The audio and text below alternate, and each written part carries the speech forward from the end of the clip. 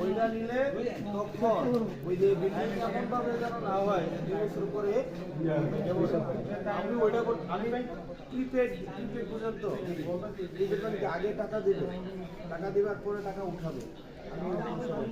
আমি আগে দিতেও পারবো না, আমার এই তাহলে আগে আপনাদেরকে আগে যারা করছে তারা নির্বাচন আগে টাকা খরচ করছে, বলে নাই বলে অস্বীকার করতে পারবেন?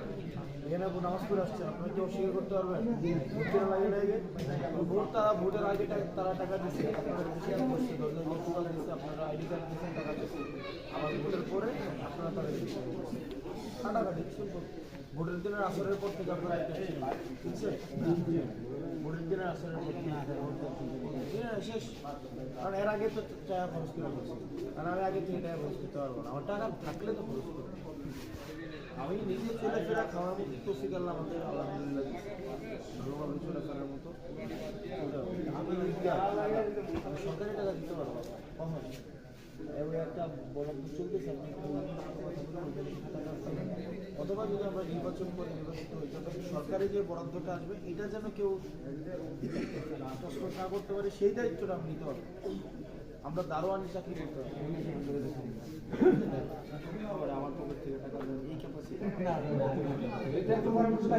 আমি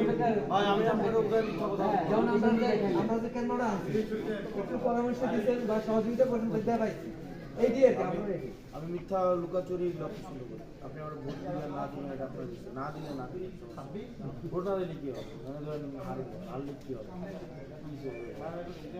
হারলে আরো ঢাকা শহর আরো বেশি মানে আরো রাজনীতি করতে হবে।